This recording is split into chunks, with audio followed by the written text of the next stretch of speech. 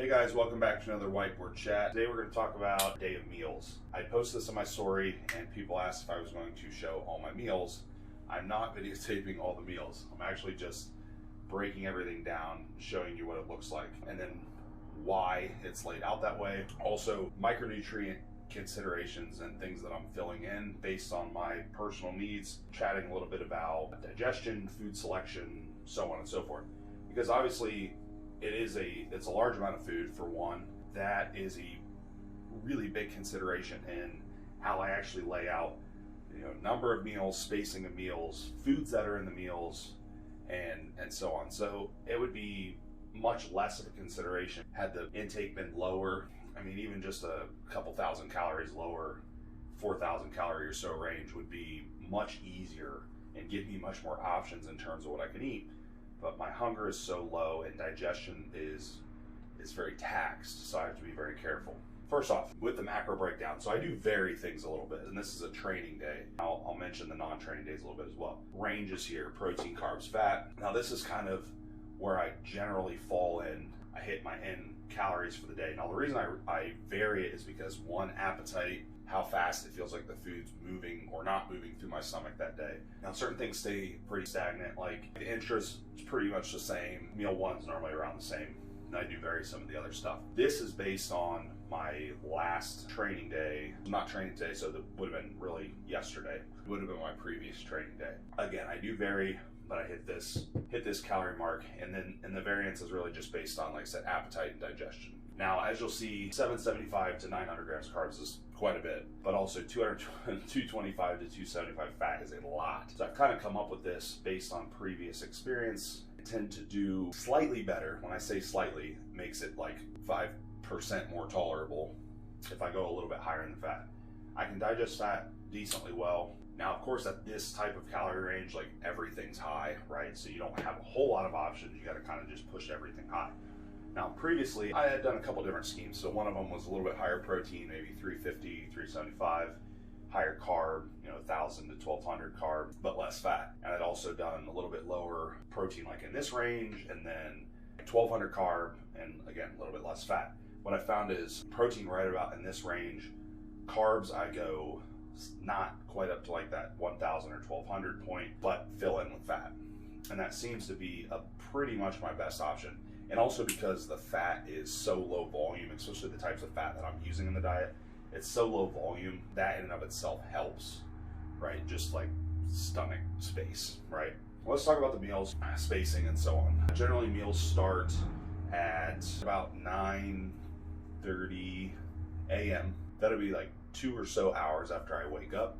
I generally don't have any calories in that range, and I have a little bit of hunger by that time. We'll start out first meal, mostly whole foods, pastured eggs, shredded potatoes. So this would be like your hash brown type of, potato, already pre-shredded. Oils, so oils I vary.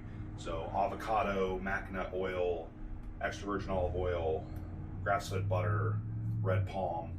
Now, I have lately been not doing much olive oil. I'll cook this stuff in oil. I basically just make sure that all the oil I cook with is basically just soaked into the food by the end, right? So I'll use mostly oils with higher smoke points, or oils more suitable to cooking. So generally it's like avocado, red palm, or the grass-fed butter for this meal. I will do mac nut occasionally, coconut oil occasionally as well. The mixed veggie, I think it's peas, carrots, green beans type of mixed veggie pack. So I'll do that, but I will vary in other veggies. So sometimes I'll just do green beans and like some mushrooms or something like that, but I do vary it around a little bit. Blueberry and strawberry. Now this is, and sometimes a raspberry. So this is literally like a fruit puree type packets. If anyone's ever seen like the applesauce packets that you screw the top off, this is like organic fruit packets, and they come basically already pureed. It's just the fruit blended up into a packet. To be completely honest, I like blueberries. I would eat raspberries. I don't really like eating strawberries by themselves, but I don't mind the flavor if everything's mixed up. So I'll do it that way. So a good amount of nutrient density in the meal. This is my larger of the whole food meals for the day because I'm hungrier in the morning and it gives me, my stomach's emptier so I can digest things a little bit more. We go into intra-workout. This would be like 2.5 to 3 hours after the meal, 1 o'clock, give or take. we'll start here. Huge intra-workout meal. And I post this in my story. Everyone kind of, it's like, oh my gosh, it's big. Yeah, it's huge. So I'll start the intra-workout a little bit before my training starts. I'll sip on that a little bit, and I will sip on it throughout the training. I try to finish it 15 to 30 minutes before the training's over. That's my goal. I gotta really be diligent about it because it's so big that if I wait and mess around it, there's like too much of it left over at the end, and it makes it even harder to eat the next meal. But that's the goal. So I only mix that in about 32 ounces of water, so it's very, very thick. You definitely need more water for that amount of powder. It's just that, for the sake of stomach space and training effectively, I don't want to mix it in any more water. So I kind of got to just deal with it being thick. I use and this is where things have just gotten creative, because it's just literally however can I get it down. I will use a chaser, okay? So the chaser would literally be like a flavored drink, normally something like glucose based, that's not as nearly as sweet as this, but it's crisp. And that allows me, I'm like, gulp the intra, hit the chaser. Chaser would be it's usually right around 50 carbs. So like literally this is 400 carbs, give or take. So it's huge, you know, and 50 grams of EAAs, which is more EAAs than you obviously need to induce protein synthesis. I'm just literally getting calories in, and they digest super easily. You count it as basically protein calories at that point. Because again, we don't need that many grams of EAAs or leucine or anything to get maximal protein synthesis. It's just that it's more of a easily digestible calorie source. You'll see the split on here. I split up the actual carbohydrate types based on digestion. So hexogen, so the morphogen hexogen is a multi-type blend. So there is, you know, different types of starches in there, dextrose or some faster digesting starches like highly branched cyclic dextrins. Carbolin, right, we know that's pretty fast gastric emptying, pretty quick digesting. Dextrose, that's glucose essentially, but not as fast digesting, but still quick enough. Carb 10 seems to digest pretty well with me. It's supposedly doesn't have as much of a insulin spike. I don't know how much that's really true, and even then it's really not super relevant in the context of 350 or 400 grams of carbs. So, but again, we're just getting a different rates of digestion, different speeds, different types, rather than if I just go 350 grams of highly branched cyclic dextrins, I'm going to be in the bathroom quick. So I need to have multiple speeds here split up in order for this to work. And I need to drink it over an extended period of time. So we move into meal 3, which, well, I'm going to say it's meal 3 because, I mean, essentially, I mean, that's huge. That's a meal. That's, you know, it's 1,600. It's about 1,600 calories if you count the EAAs, carbs, plus that. So, I mean, it's over that. It's, you know, upwards of 1,800 calories. So it's a meal. It's a big meal. So meal 3, try to start 15 to 20 minutes after training. Sometimes it'll be 30, depending on the way what I can tolerate. Training's very intense, so for me to just go jump right into that, I have a hard time with that sometimes. But it kind of just depends. But I try to get it in that range. That way, I'm not pushing my windows too short for meals. Meals 4 and 4. Meals 4 and 5. Usually like egg white or some other pretty light type of protein in this meal. I use the Haribo gummies in here. These are glucose based. They digest pretty good with me. Macadamia nuts, then similar fruit blend, like the multi-fruit blend, 2 to 3 fruit blend. So again, these are pretty quick digesting carbs, so we do have a fat source in there. I have fats in all the meals. There's no nutrient timing at this point really, other than an intra-workout shake, because it's pretty much pointless with, you know, 200 to 300 grams of carbs or fat, right? Doesn't make a lot of difference. We'll have this meal. This meal moves through decently well, and I'm able to get to meal 4, which would go back to mostly whole food in this meal. Usually do like jasmine rice or some type of rice. Been lately doing like sardines with skin and bone, or like some type of like white fish or something in there. Digest pretty easily. Avocado oil or another oil. We'll put usually directly on the food, the oils do tend to digest much quicker. And you'll notice that you'll notice in here outside of the eggs, there's not really any animal fats, like large amount of animal fat. You may consider butter animal fat, but we're talking like fat from meat.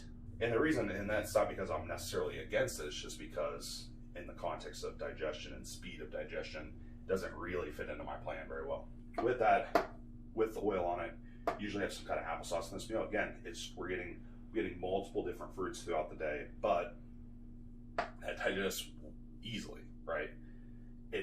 It basically retains the components of it, as do these, because it's not processed, it's just blended, pureed, or however you want to say it, right? And then I usually add some whey iso to this meal. So with the whey iso, I will just literally wash the meal down with the whey isolate. Now sometimes I will add additional juice. I'll add a fruit juice, and I tend to use, for fruit juices, I'll use cran grape a lot, and that's normally because it has a slight bitterness to it, and rather than just being overly sweet, and that's much easier for me to get down, rather than super sweet, I feel like it's coming back up, okay? So I might mix that right in the whey iso, potentially, just depending on where I'm at with my calories and macros. Last meal, it's kind of similar. We'll go back to usually some kind of rice again. Chicken, I like the shredded chicken. I get the bags. It's like grilled shredded chicken. Butter, I'll often cook this one in butter. Sometimes I'll even do like stir fry style with the veg. And the veg is kind of the same as the beginning. It could be the mixed veg bag, or it could be like just multiple types of different veggies that I've put together. Carb powder. So with the carb powder, it's normally not as large of an amount, so I'll normally go with hexogen or carbolin for that, or sometimes the carb 10, or both, depending on how much. But few other things to note on the actual diet. One, you'll notice, okay, well, I essentially have 5 meals. I found that I need some spacing between the meals. The bigger, doing more meals and making them slightly smaller just wasn't effective. So, if I add one more meal to the day, instead of my meals being, we'll just say they're, if we have 5, let's just say they were 1,200 calories a piece. That would give me 6,000 calories if my math is right. So, I'm obviously a little bit over that. My point is that if I added one more meal, we're essentially only shaving off like a couple hundred calories per meal. It's not significant. So, and then that pushes my meals really like much closer together. So I found that slightly larger meals spaced out more definitely works better for me here. So other things I'm doing within the nutrition that are kind of purposeful. Food selection. So I'm obviously food selection based on the things that I already mentioned, but also if you notice, I keep my diet pretty moderate in terms of FODMAP consumption, moderate to low FODMAP consumption. There's still some, but moderate to low, I would say, especially based on the amount of food. And that is because I don't want a massive amount of fermentation, because I would be absolutely susceptible to a lot of bacterial overgrowth here with the sheer amount of carbohydrate and food and things that are coming in. So I do that purposely, right? And so that's something I'm very conscious of when I'm choosing the foods. Also just appetite, appetite in terms of what can I get down that's not totally disgusting. I found that too many sweet things I really struggle with. So I do have some of the fruits in there. Obviously, those aren't too bad. The gummies I really don't struggle with in that case, but I will find that my sweet tooth is much, much more when I'm depleted, whereas I have zero cravings for sweets or anything when I am in this higher calorie situation. I do some things also for micronutrients. So I do have a methylated B complex, you'll see here.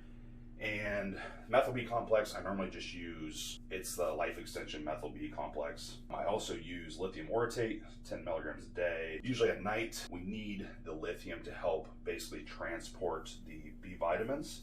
Now, the methyl B complex is there because I do notoriously undermethylate. I've tested that and confirmed it. I do have B vitamins within the diet, obviously, but I probably lack some intrinsic factor to help make those B vitamins work. So that's why we have the methyl Bs in there. Then the lithium helps with that transport. Vitamin D, that's basically just been confirmed through my vitamin D 25 hydroxy serum. And then zinc. Vitamin D is 10,000 I use. Now I also should say that I also use Morph-Omega from Morphogen Nutrition.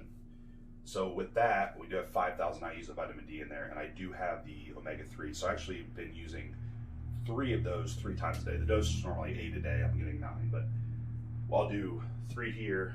I don't do any post-workout. 3 here, 3 here. Okay. So that's worth noting. So there's an additional a little bit over 5,000 IUs of D there. So I'm around 15,000 or more, and that puts me high normal levels. Zinc, 50 milligrams.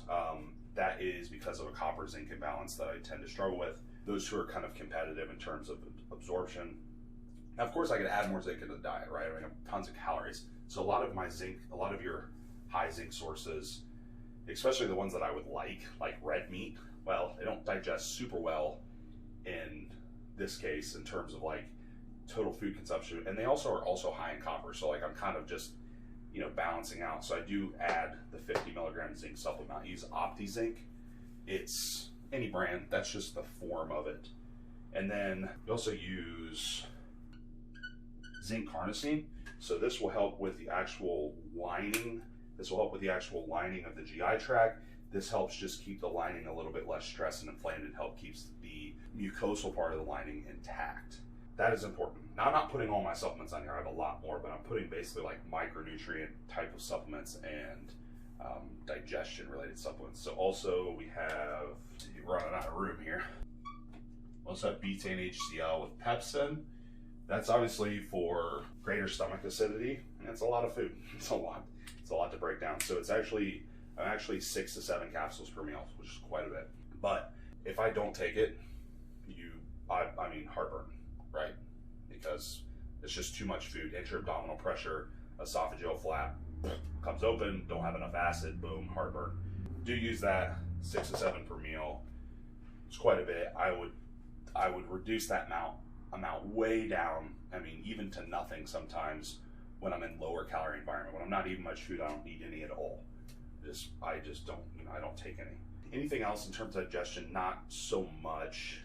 I will use Morphogen Nutrition Micro, or the Morphobiome, which I've started not too long ago.